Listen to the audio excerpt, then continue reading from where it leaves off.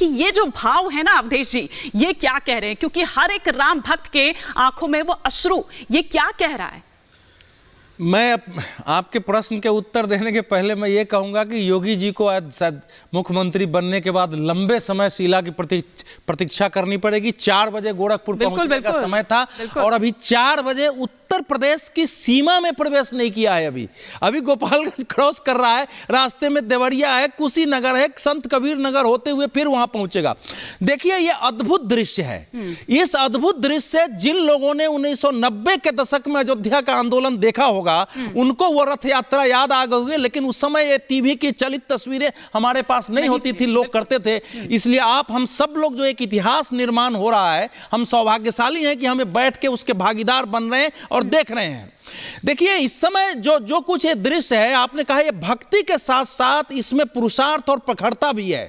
ये पुरुषार्थ इस मायने में है कि रामचंद्र जी जो अयोध्या के हैं वो केवल भक्ति के प्रतीक नहीं है। आप ओरछा में जाएंगे तो वो भक्ति के प्रतीक हो सकते हैं। ऑर्गेनिक फार्मिंग करेंगे तो सिर्फ आपकी ही सेहत ही नहीं बल्कि आपके पैसों की सेहत भी अच्छी रहेगी। ऑर्गेनिक फार्मिंग सीखनी है तो फ्रीडम ऐप को अभी डाउनलोड करो। अयोध्या के राम जी 500 वर्षों तक जन्मभूमि के विध्वंस के चले संघर्ष के बाद पुनर्निर्माण के प्रतीक बन के उभरे हैं। तो जो जन समूह आपको दिख रहा है, चुपचाप ट्रक आना था, बिहार में तो कोई कार्यक्रम ही नहीं था, लेकिन इतनी बड़ी संख्या में आना यह बता रहा है कि भारत बदल गया है। इसी को सांस्कृतिक पुनर्जागरण कहते हैं। कई बार रामचरितमानस का भी विरोध हो रहा था।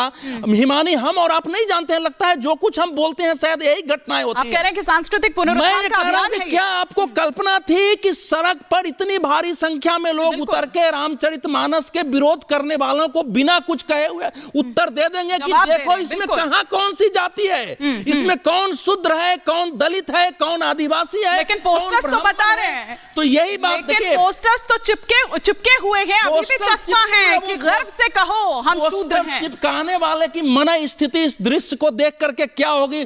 बिहार के प्रशासन ने एक योजना बनाई थी कि सुरक्षित इसको निकाल देना है, लेकिन जैसे जैसे संख्या बढ़ी है प्रशासन के पास कोई चारा नहीं रहा है। और 2 बात कह के मैं इसको अंत कर रहा हूं। ये समय देखिए, ये जो कल्पना भारत का देखा गया था कि अयोध्या का आंदोलन सिर्फ मंदिर निर्माण का आंदोलन नहीं है, यह भारत में सांस्कृतिक पुनर्जागरण का और भारत के आध्यात्मिक राष्ट्र के रूप में खड़ा होने का आंदोलन है। वह इस समय चरितार्थ होता हुआ नजर आ रहा है। जिस तरह से अवधेश जी भी यहां पर कह रहे हैं कि सांस्कृतिक वो जो पुनरुत्थान जिसका एक ही अभियान सा जो हम इस वक्त सड़कों पर वहां पर देख रहे हैं। अतुल सक्सेना जी, एक क्विक रिएक्शन में इस पर आप पर चाहूंगी कि इन तस्वीरों को देखकर आप कुछ कहेंगे या यहां पर भी सियासत ही चलेगी? श्री राम, जय जय राम। धन्य हम हमारे आराध्य आ रहे हैं। राम जी के स्वागत में ढोल भी खड़े हैं, राम जी के स्वागत में गंवार भी खड़े हैं, राम जी के स्वागत में पशु भी खड़े हैं और राम जी के स्वागत में नारी भी खड़ी है। देखिए ये क्या सपा ने तैयार किया है क्या ये आपका? हाँ, नहीं, ये अभी कन्हैया मित्तल जी का मैं आभार व्यक्त करता हूँ। उन्होंने जो लाइनें करी उन्हीं की लाइनों का कुछ रेफरेंस लेते हुए मैंने 2 लाइनें जो हैं अभी ये बना करके आपके समक्ष प्रस्तुत करिए। आशा है कि आपके दर्शकों को पसंद आई होंगी। अब रहा सवाल, वो सम्मान दिख रहा है जो बार बार आप कहते हैं ना। हाँ, नहीं, इसमें मैंने आपको बता दिया अपनी लाइनों में। राजनीति का ये विषय नहीं है। राम पर राजनीति नहीं हो सकती है।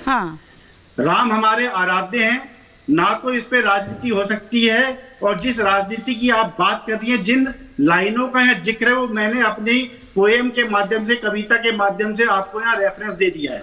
ऑर्गेनिक फार्मिंग करेंगे तो सिर्फ आपकी ही सेहत ही नहीं बल्कि आपके पैसों की सेहत भी अच्छी रहेगी। ऑर्गेनिक फार्मिंग सीखनी है तो फ्रीडम ऐप को अभी डाउनलोड करो।